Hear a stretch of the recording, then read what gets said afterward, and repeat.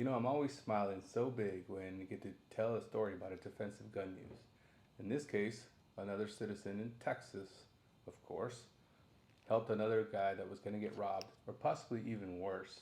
Um, that stopped that from happening by having a gun and stopping the robber from doing so. Kevin, thank you. Meanwhile, breaking news from overnight, a suspected robber was shot while trying to hold someone up at an ATM. Yeah, overnight, we learned that suspect was wanted for murder. Police say a stranger saw the robbery as it was happening on Westheimer in the West Chase area and tried to stop it. ABC 13's Courtney Carpenter is live with new developments this morning. Courtney?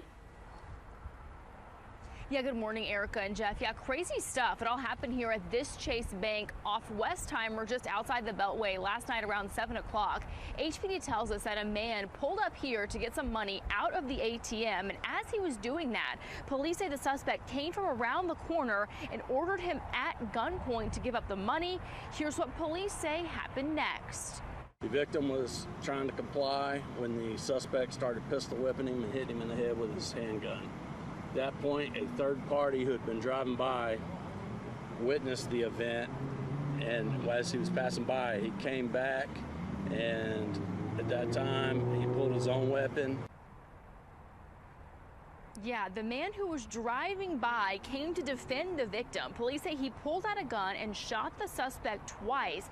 The suspect was hit in the leg and the foot and was not able to get away. He was taken to the hospital. And just this morning, we're learning from police that the suspect was wanted for murder out of Louisiana. We're still working to get some more details on the circumstances around that charge. And guys, here in the West Chase area, according to our ABC 13 neighborhood safety tracker, there have been 103 robberies in this area in the last 12 months. That is slightly down from the 4-year average of 113. Reporting live on the west side, Courtney Carpenter, ABC 13 Eyewitness News.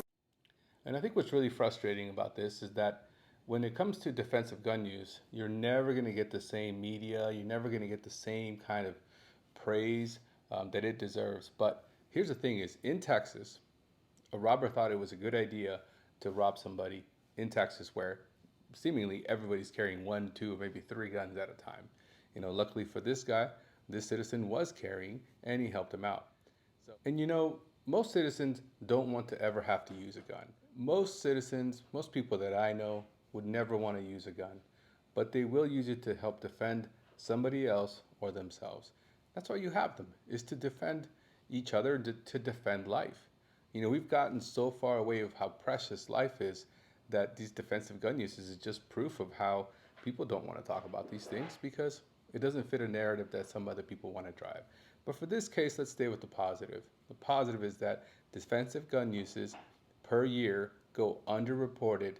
And frankly, you know, if this guy doesn't get caught, how many other people maybe does he shoot that night? Does he kill that day, that night, the next day? You just never know. You know, but luckily this guy's under authorities' watch now, and you know he's off the streets. Another robber off the streets, thanks to a good guy with a gun. And this is why people are flocking to states like Florida, Texas, Arizona, because in those states you have a right to defend yourself. You have a right to utilize your Second Amendment, right, and defend yourself and your life and the life of somebody else.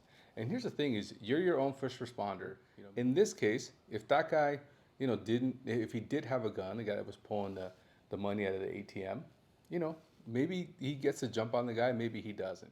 And I just want to caution people to something here. A lot of people that I talk to, they feel like they're gonna elevate their game to the level of John Wick, but just back it off a little bit when the time comes. And that's just not true. What's gonna happen is you're gonna drop to the highest level of training that you've had and you've consistently kept, you know, up to date with when it comes to your guns. So under stress, all that's going to go way down. So keep that in mind. You know, when somebody comes at you, there's going to be a ton of stress, there's going to be a ton of confusion, and God willing, you're able to defend yourself and, you know, diffuse a situation maybe without firing a shot. But if you have to, you got to be prepared for that. So let's not think that we're all out there a bunch of John Wicks and just able to destroy everything. And don't get me wrong, I love John Wick movies. And let's also do away with this notion that you need to give up your guns because the government is going to be here to help you. Was there a police officer sitting at that ATM waiting for this gentleman to come use it safely, get his money, and be on his way? Are there police at every ATM across the country? Because government thinks that that's how it works, right? That police is going to be there at every single possible situation that you're at. So that's why they continually show you criminals being criminals, which criminals going criminal, right? That's what we always say. But that's just not realistic. Criminals are always going to try to break the law. And here's always also something you got to keep in mind. The government, the police, they're not always going to be there to help you. Matter of fact, very rarely are they going to be there, or right after something happens, are they going to be there. These guys have to be very well trained and just know how to execute and know what they're doing. Frankly, you're always your first responder. So don't play into this game where people want, government and politicians want you to believe that you need to give us all your guns because there's no way that you can defend yourself. I mean, you guys are just middly peons. You don't know what you're doing. You're going to shoot yourself in the foot. But that's not true. You are your own first responder, and this is just proof of that. And that's why you won't hear a lot about it in the media. I can hear the gun control groups right now. Oh, these guys, they just want everybody to have guns everywhere, guns all the time, with everybody doing what they can. And there's just going to be mass, just people with guns doing bad things everywhere. Well, if that was the case, then red states would already have that problem. But frankly, what you're seeing is citizens defending other citizens with defensive gun use. That's what you're seeing. In blue states, though, that's where you have a ton of crime. That's where the criminals run rampant. New York, New Jersey, Chicago. And okay, there are children being killed, and it is certainly awful when it happens. But that statistic that they use is in a study that was done where the children, that the age range is 2 to 19, and most of those murders are from gangbangers, 18, 19-year-olds, 16, 17, killing each other.